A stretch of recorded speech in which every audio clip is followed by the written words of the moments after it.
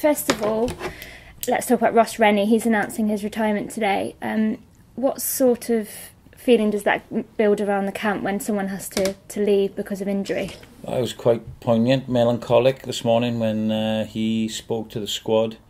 Obviously, very upset. It's a difficult decision and an upsetting one because there's a reality for everybody, particularly the playing squad who are currently playing, that it can easily happen. And somebody as strong a character and as good a player as Ross has been for us and in his career is having to retire early, and it affects everyone. So it's not, it was quite an emotional morning, but I suppose this is where, on a much lesser scale, we align with the forces, if you like, because you just dust yourself off and move on. And but it's pretty upsetting, and we got a lot of respect for Ross Rennie in what he's done in his career as a person, and he'll remain in our focus for the rest of the season, that's for sure.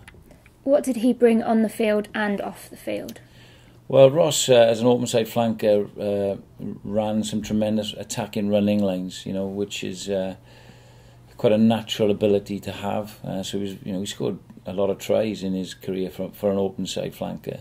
His link play was tremendous. He wasn't the quickest open side I've worked with, but because of those running lines and his awareness and his playing ability, he was able to read situations and therefore became a good link for backs, and an intelligent young man who was able to articulate very, very well and bring on other players, and those are the sort of characters you're looking for as a coach. So a lot of endearing qualities really, and he'll be sorely missed. Will he be missed in the dressing room as much as on the field, do you think? Yeah, we're looking at Bristol here as a culture that's developing players on and off the field, and when you're challenging for titles, trophies, promotion, those characters are very, very important.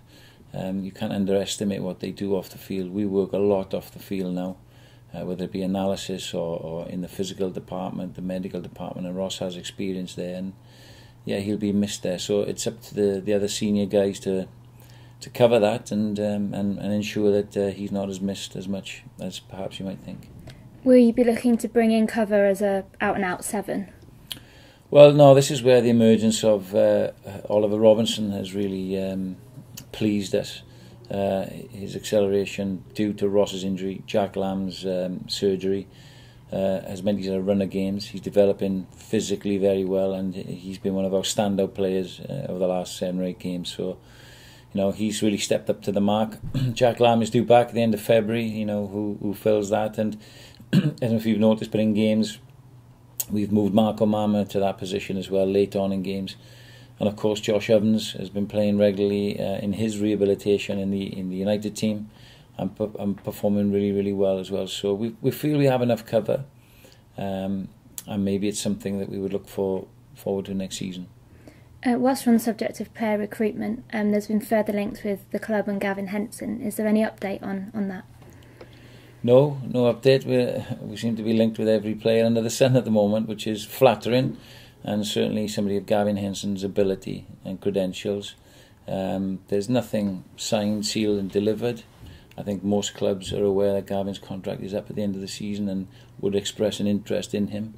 I don't think we're any different in that department, but there's nothing to report there, and when there is, we'll let everybody know. Is that the same with, there's been reports of links with Mark Jones from Sale as well? Yeah, much the same. Again, flattering to be linked with somebody of Mark's ability and certainly his form, which we've been monitoring a lot of hookers due to Max Crumpton's long-term injury now and Ross Johnson's injury.